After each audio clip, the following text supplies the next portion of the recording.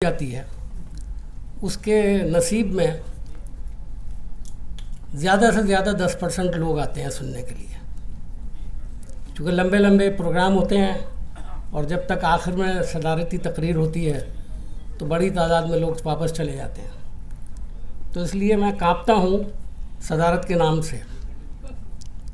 लेकिन आज हमारे बुज़ुर्ग सहाफ़ी चोपड़ा साहब, जो आज़ाद हिंद समाचार के चीफ एडिटर और मालिकान में से एक हैं, उनको यहाँ सदारत करनी थी, लेकिन वो तशरीफ़ नहीं लाए चूँकि उनकी तबीयत बहुत ख़राब है। मौदूद सिद्दीकी साहब, जो हमारे सीनियर मोस्ट सहाफ़ी हैं, पिछले 40-45 साल से मेरे साथ हमेशा जुड़े रहे हैं। मासूम मुरादाबादी साहब इस प्रोग्राम को लेकर के जब निकले तो मैंने उनसे कहा कि ये पागलों वाला सौदा क्यों कर रहे हो, तो इन्होंने कहा नहीं मुझे तो करना है, और करके दिखाया। बहुत से लोगों ने ताउन किया, कुछ लोग ताउन से महरूम रहे, मैं तो ये कहूँगा कि वो महरूम रहे। लेकिन जिन लोगों के दिल में लगन होती है, all India Urdu editors conference की हिस्ट्री है, उसमें बहुत लोगों ने बड़ा अहम रोल अदा किया। उसमें एक मासूम साहब हैं, एक बम्बई से हमारे सरफराज आरजू साहब यहाँ बैठे हैं, वो भी सेक्रेटरी थे। कई बुज़ुर्ग सहाफ़ी आज यहाँ मौजूद नहीं है, जिसमें अहमद सईद मलियाबादी साहब को आपने भी इस फिल्म में देखा, वो भी all India Urdu editors conference के वाइस प्रेसिडेंट रहे, और भी बेशुमार लोग उससे जुड़े रहे। 300-400 कम से कम उर्दू के सहाफ़ी एडिटर हजरात उससे जुड़े रहे। वो एक दौर था और जो काम करना था उसका अपनी अक़ल के मुताबिक छोटी अक़ल थी, जितना मैंने महसूस किया वो करने का काम किया। ये आज उर्दू सहाफ़त का 200 साला जश्न है। अब यहाँ पर इतनी बातें की जा सकती हैं कि अंसारी साहब अभी फरमा रहे थे कि मेरा काम आसान हो गया, लेकिन उनकी तकरीर पहले आ गई थी और मासूम साहब ने मुझे भी वो तकरीर भेजी थी। बहुत ही उम्दा तकरीर। रिसर्च का काम आज दोनों जो मेहमानान हैं उन्होंने अच्छा किया, बहुत ज़बरदस्त किया। अभी मैं सिर्फ कुछ बातें कहना चाहूँगा। जाहिर है कि सदारती तकरीर का मतलब ये होता है कि जो लोग बोले हैं कुछ उसके बारे में कहा जाए, कुछ अपनी बात कही जाए, लेकिन बात लंबी होगी जो मैं नहीं करना चाहूँगा। पहली बात तो ये कि आज़ादी से पहले तक, यानी आज़ादी मिलने तक, उर्दू अखबारात की तादाद 415 थी, और आज़ादी के बाद मुल्क तकसीम हुआ, बहुत लोग उधर चले गए, बहुत लोग यहाँ रह गए, उर्दू सहाफ़त भी तकसीम हुई, और सिर्फ 70 अखबारात जो थे वो पाकिस्तान चले गए। बाकी 400-345 अखबारात हिंदुस्तान में रहे। ये बात मैं इसलिए कह रहा हूँ कि उर्दू सहाफ़त का 80% वोट जो था वो हिंदुस्तान के साथ रहा, और 20% से भी कम वोट जो था वो पाकिस्तान के साथ रहा। लेकिन बदकिस्मती से आज़ादी के बाद कुछ लोगों ने जानबूझ करके इस उर्दू ज़बान को, जिसका पहला अखबार, जिसका पहला पर्चा पंडित हरिहरदत्त नाम के शख्स ने नाशिर के तौर पर, और पंडित सदा सुखलाल वो इसके एडिटर थे।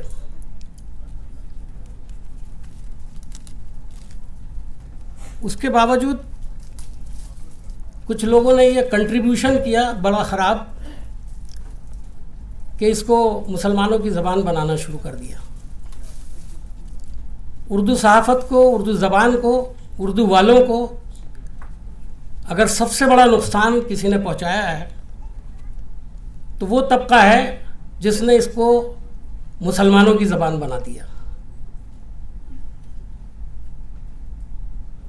और इसमें खुद उर्दू वाले भी कहीं कहीं पर शामिल हैं। मैं बहुत सफाई के साथ कहूँगा, बड़ी बातें हो चुकी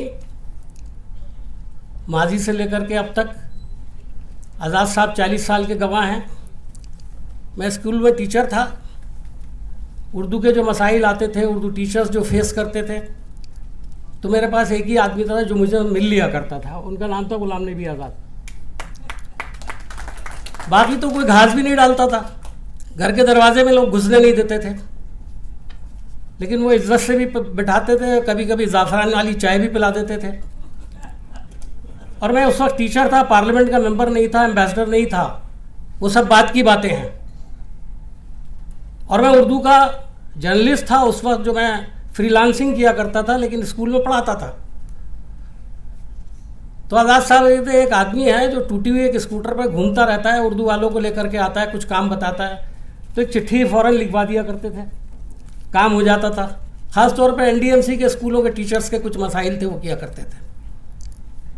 फिर उर्दू अखबारों से वाबस्तगी हो गई, उर्दू सहाफ़त से वाबस्तगी हो गई, चूँकि मुझे शौक़ था। आज़ाद साहब अभी बता रहे थे कि उन्होंने साइंस से पोस्ट ग्रेजुएशन किया, मैंने पॉलिटिकल साइंस से पोस्ट ग्रेजुएशन किया। उर्दू मैंने 11वीं तक पढ़ी, उसके बाद कभी नहीं पढ़ी, लेकिन उर्दू सहाफ़त को मैंने अपना पेशा बनाया और ज़िंदगी को दांव पर लगाया। और उर्दू सहाफ़त में काम करना आसान काम नहीं है। आज सारे तजर्बेकार लोग बैठे हुए हैं, अगर इनके ऊपर किताब लिखी जाए तो हर एक सहाफ़ी पर एक बड़ी किताब लिखी जा सकती है, और हर एक ने कुर्बानी दी है। और सबसे बड़ी कुर्बानी पता है क्या है? वो है रोज़गार की कुर्बानी, कम तनख्वाह की कुर्बानी, अपने बच्चों को बड़ी मुसीबत से पढ़ाने की कुर्बानी, और सहाफ़त को ज़िंदा रखने की। आज आप देख रहे हैं कितनी तब्दीली आ गई है।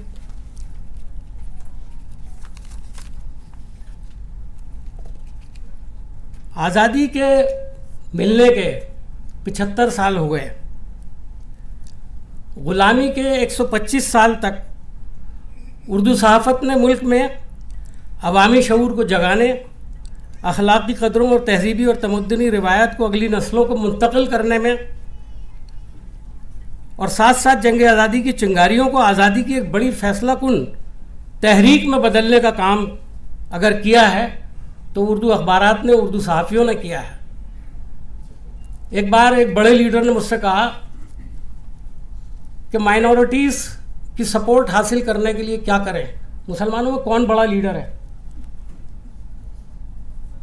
तो मैंने उनसे कहा कि मुसलमानों का कोई बड़ा लीडर नहीं है। मुसलमानों के अगर सबसे बड़े कोई लीडर हैं तो वो उर्दू के अखबारात। अगर उर्दू मुसलमानों की और उर्दू वालों की नब्ज़ पकड़ना है तो उर्दू अखबारात जो हैं उनको अपने साथ रखने की कोशिश कीजिए।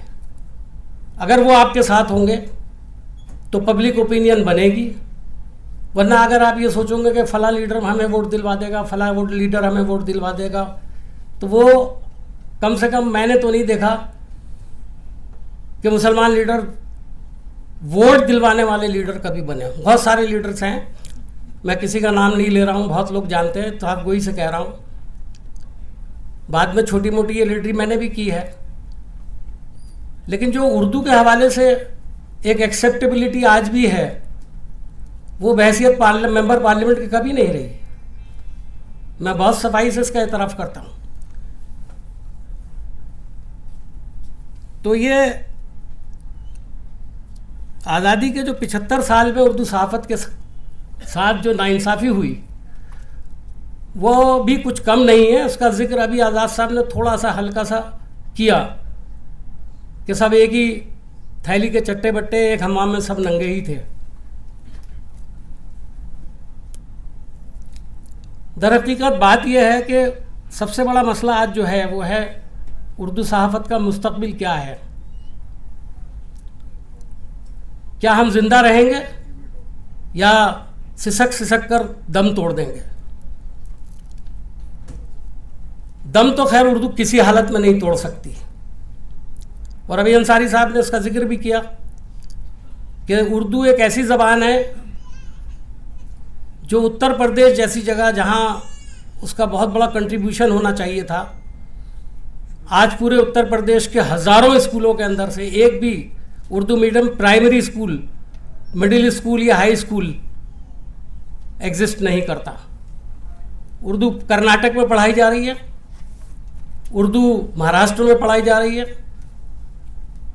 उर्दू मध्य प्रदेश में पढ़ाई जा रही है और दूसरे बहुत से सूबों में, 16 सूबों के अंदर उर्दू के अखबारात निकलते थे। आज कुछ बंद हो गए, लेकिन इक्का दुक्का अभी भी तकरीबन सभी स्टेट से निकलते हैं। लेकिन इनका फ्यूचर क्या है? मैं समझता हूं कि अब हमें प्रिंट मीडिया के साथ साथ इलेक्ट्रॉनिक मीडिया पर जाने की ज़रूरत है।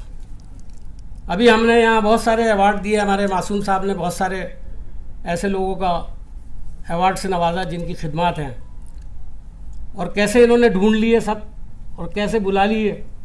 मैं इनको यकीनन दिली मुबारकबाद देता हूँ, मेरे छोटे भाई की तरह हैं।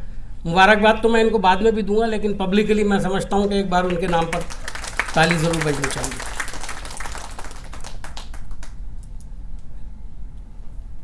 तो मैं सिर्फ ये कहना चाहता हूँ कि हम उर्दू सहाफ़त का जो मुस्तकबिल देखेंगे वो एक बात में है, और एक बात बहुत तल्ख मैं कहूँगा। हम लोगों ने अब तक बहुत, ख़ास तौर पे हमारे जो दानिश्वर हजरात हैं, उर्दू के हवाले से प्रोफेसरी करते हैं या बड़े बड़े इदारों से वाबस्ता हैं उर्दू के, वो उर्दू को एज ए मीडियम तालीम का ज़रिया बनाने पर बहुत ज़ोर देते हैं। मैं जब दिल्ली की उर्दू एकेडमी का वाइस चेयरमैन था तो एक मिनिस्टर थे हमारे, उन्होंने कहा कि मैं पंजाबी हूँ, आप लोग उर्दू मीडियम पर क्यों इसरार करते हैं? हमने पंजाबी को ज़िंदा रखा है तो उसका एक ज़रिया है कि हम पंजाबी एज ए सब्जेक्ट पढ़ाने पर इसरार करते हैं। और अगर बाई चांस हम वो भी ना पढ़वा पाएँ किसी ऐसे स्कूल में जहाँ पंजाबी मीडियम ना हो या ज़बान का वहाँ पर कोई टीचर ना हो, तो हम घर पर इंतज़ाम करते हैं उसका। तो मेरा ख्याल है उर्दू वालों को भी इस पर असर नौ गौर करना चाहिए कि उर्दू अगर ज़िंदा रखनी है, उर्दू सहाफ़त अगर ज़िंदा रखनी है, उर्दू अदब को अगर ज़िंदा रखना है, तो उर्दू बच्चों को पढ़ानी पड़ेगी। बस एक रोशनी का जो एक पहलू है वो है इलेक्ट्रॉनिक मीडिया, जिसका इशारा अभी अंसारी साहब ने कहा दुनिया के हर हिस्से के अंदर उर्दू पढ़ाई जा रही है, लेकिन दुनिया के हर हिस्से में उर्दू पढ़ाई भी जा रही है, उर्दू को रिसीव भी किया जा रहा है, और जो आज आप लिखते हैं वो कल अमेरिका के अंदर या रात को लोग पढ़ लेते हैं। इसके ज़रिए आप बहुत जल्दी उर्दू की खोई ताकत को वापस हासिल कर सकते हैं। अपनी नई नस्ल को आप उर्दू पढ़ाइए और उसको इलेक्ट्रॉनिक मीडिया के ज़रिए से आगे बढ़वाने का काम कीजिए। जाहिर है इसकी तफसीलात बहुत लंबी हो सकती हैं और उसकी कोई ज़रूरत नहीं है। यहाँ सब समझदार लोग बैठे हुए हैं और इशारों में बात को समझते होंगे।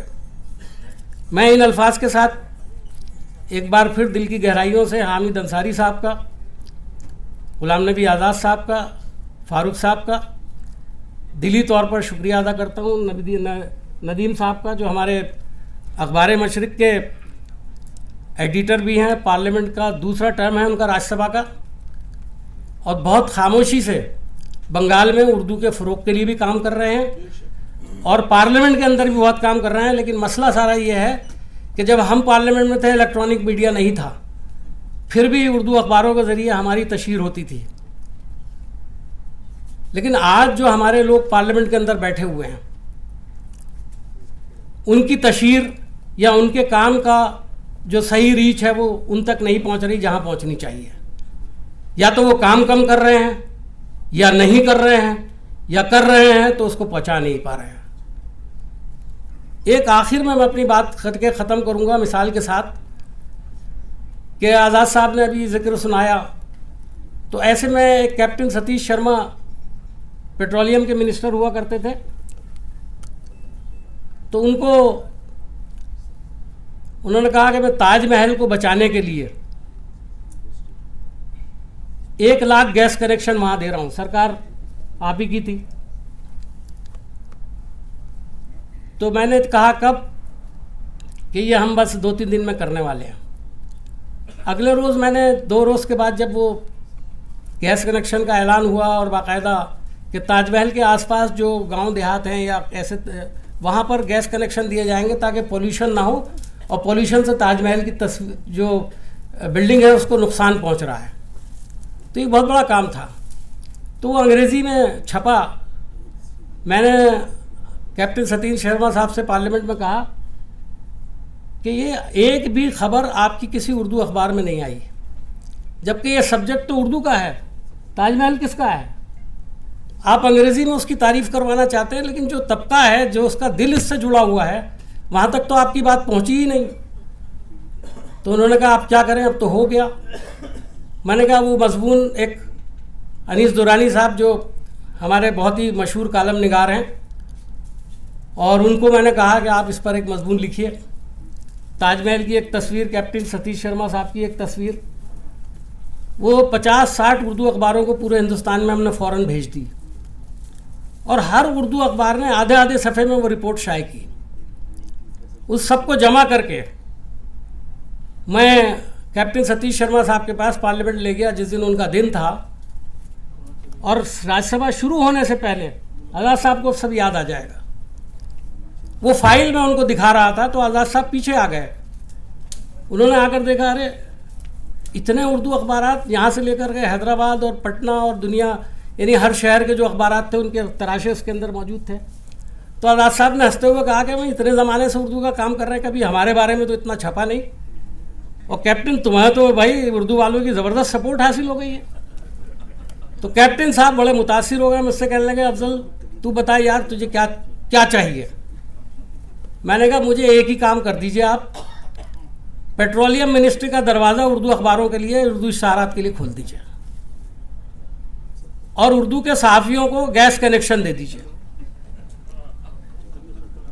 तकरीबन मुझे याद है, मुझे आज भी याद है, उर्दू बुलेट्स, हारून रशीद साहब हमारे दोस्त आज हमारे दरमियान नहीं है।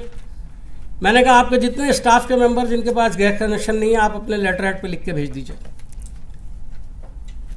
तो उर्दू बुलेट्स के तकरीबन 30-35 लोगों को इश्तहारात फ़ौरन गैस कनेक्शन दिए गए। दिल्ली में कौमी आवाज़ के दफ्तर में 70 लोगों को गैस कनेक्शन दिए गए। कैप्टन साहब के पास जब मैं लेके जाता था कहते थे कितने हैं, क्या कभी देख तो लीजिए, लेकिन देखने का सवाल ही नहीं है। जो आदमी ऐसा सवाल कर रहा है जिसको मना ही नहीं करना चाहिए, तो सारे गैस कनेक्शन मिल जाते थे उर्दू अखबारात के लिए। उन्होंने भी दरवाज़ा खोला। जाफ़र शरीफ साहब ने रेलवे का दरवाज़ा खोला। लेकिन आज़ाद साहब ने जो काम किया वो कोई नहीं कर सकता। मैं आपको दावे से कहता हूँ, मैंने बहुत कारपेंट के अंदर काम किया। इन्होंने ना सिर्फ उर्दू वालों की रहनुमाई की, सरपरस्ती की, लेकिन उर्दू अखबारात के लिए अब मैं बताता हूँ 50% अंग्रेज़ी। क्यों अंग्रेज़ी? क्यों? इसलिए कि इंडियन एयरलाइंस और एयर इंडिया और हवाई दूत की परवाज़ें जहाँ जहाँ चलती थी सब अंग्रेज़ी वाले ही उसमें चला करते थे, उर्दू वाले तो बहुत कम चलते थे। लेकिन आज़ाद साहब ने एक काम और किया कि सारी परवाज़ों के अंदर उर्दू का अखबार भी रखवा दिया, जो पहले सिर्फ अंग्रेज़ी और हिंदी के होता करते थे। वो भूल गए ये बात, और 50% उन्होंने उर्दू अंग्रेज़ी का बजट किया। सिविल एविएशन मिनिस्ट्री का 97% बजट जो था वो अंग्रेज़ी को जाता था, 2% अदर लैंग्वेजेस को जाता था, और 1% में कुछ और एक आध ज़बान कोई ऐसी थी जिसको जाता था, हिंदी में जाता था। तो आपने 50% किया, 20% हिंदी के लिए, 20% अदर लैंग्वेजेस के लिए, और 10% उर्दू अखबारों के लिए मखसूस किया। तो मैंने आज़ाद साहब से कहा कि आपने जो ये किया है तो इस पर तो सवाल उठेगा। तो कहने लगे भाई सवाल उठेगा तो मैं जवाब दे लूँगा, वो मुझे देना है। और जवाब भी उनका क्या था कि अब तक जो नाइंसाफ़ी होती गई है मैं तो उसका थोड़ा सा इजाला कर रहा हूँ, इसे तो बहुत ज़्यादा देने की ज़रूरत है। तो वो एक दौर था जिसमें, लेकिन एक सबक मैंने सीखा, चाहे उर्दू के या कोई भी सहाफ़ी हो, और वो भी जानते हैं जिन जिन शहरों से आए, हैदराबाद से लोग आए, बम्बई से आए हैं, उत्तर प्रदेश के मुख्तलिफ़ शहरों से आए हुए लोग हैं। आप सबको उर्दू के साथ किसी एक इम्पॉर्टेंट आदमी को, एक दो लोगों को जो हर दर्दमंद हैं उनको जोड़ना पड़ेगा। और उसके लिए कोई ज़रूरी नहीं है कि उनका नाम गुलाम नबी आज़ाद हो, या हामिद अंसारी साहब हों, उसमें कोई भी हो सकते हैं, कैप्टन सतीश शर्मा भी हो सकते हैं, उन जैसे कोई लोग भी होते हैं जिनको उर्दू से मोहब्बत है, और ऐसा नहीं है कि उर्दू से मोहब्बत करने वाले नहीं हैं। उनके साथ जोड़ करके आप उर्दू को आगे बढ़ाने की कोशिश करें तो आपको बहुत सी कामयाबियाँ लोकल लेवल पे और नेशनल लेवल पर, जो नेशनल लेवल पर पॉलिटिक्स कर रहे हैं, यहाँ पर जो लोग हैं, उनसे जुड़ने की ज़रूरत है। मैंने ये तजर्बा किया है और इसका मुझे फ़ायदा उर्दू अखबारात के लिए उठाने का मुझे मौका मिला था, और आज भी कुछ ना कुछ रमक उसकी थोड़ी बहुत बाकी है। मैं इन अल्फाज के साथ तकरीर किसी हद तक लंबी हो गई, बहुत माजरत के साथ मेहमानों के साथ कहूँगा, और मैं अपनी बात को यहीं ख़त्म करूँगा। इसके बाद दूसरा दौर चलेगा, तीसरा दौर भी चलेगा, तो आप लोग तो यहाँ रहें। उर्दू का बहुत अरसे के बाद एक फंक्शन हो रहा है, आपकी मौजूदगी उसे मज़ीद कामयाब बनाएगी, और जो मशवरे होंगे उस पर आगे भी काम किया जाएगा। बहुत बहुत शुक्रिया।